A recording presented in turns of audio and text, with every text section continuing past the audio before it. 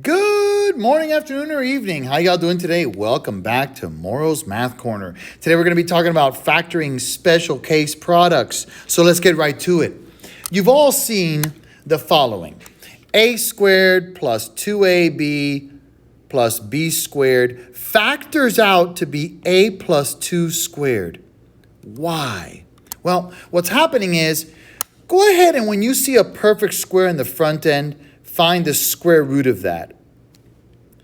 If it's a perfect square in the back end, go ahead and find the square root of that. If 2 times the square root of the first term that you just found times the square root of the second term that you just found equals this middle value, then you've got what's called a perfect square. Don't be afraid of this one over here with a minus, because it's the same exact concept. You see a perfect square in the front end, go ahead and find the square root of that, which in this case is a. Perfect square in the back end, go ahead and find the square root of that, which is b. Now, if 2 times the square root of the first times the square root of the second equals this middle term, then again we have a perfect square. But when you have a negative in front of the second term, then that means you have a negative in your factored form. So for example, 25x squared is a perfect square, and the square root of that is 5x. 49 is a perfect square, and the square root of that is 7. But does this work? Well, 2 times 5x times 7 equals 70x, so it works. There's a negative, so you put a negative in between, and you square it, and guess what? You just factored a perfect square.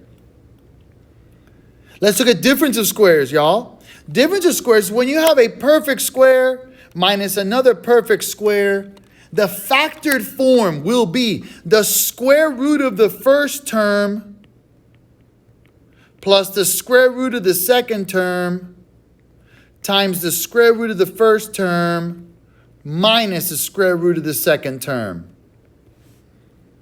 And that's it. So 81x squared is a perfect square. Square root of that is 9x plus y squared. Y to the fourth is a perfect square. That's y squared times square root of the first term minus square root of the second term. And guess what? You are done. Let's go. Hope that's making sense. Let's practice, y'all. We got y squared minus 121. Well, that's a perfect square. That's a perfect square. Square root of the first plus square root of the second times square root of the first minus square root of the second. Done. X squared is a perfect square. That's x. 100 is a perfect square. The square root of 100 is 10. Does this work? 2 times x times 10 is 20. It works. It's a negative. So that's my perfect square.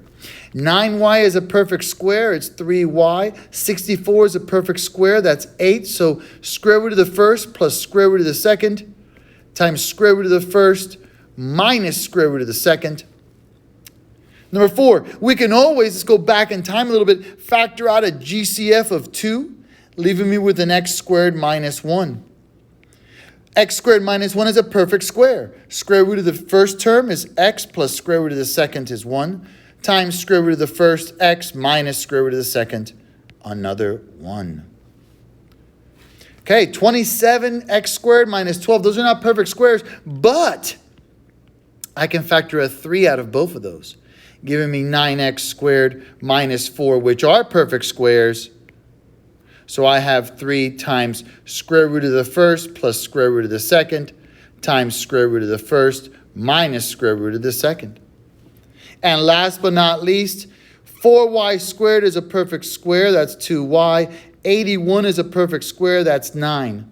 Now, does it work? 2 times 2y times 9 is 36y. It works. It's positive. And guess what? You're done. Thank you so much. Hope you learned a lot. And come back anytime. Take care now. Bye-bye.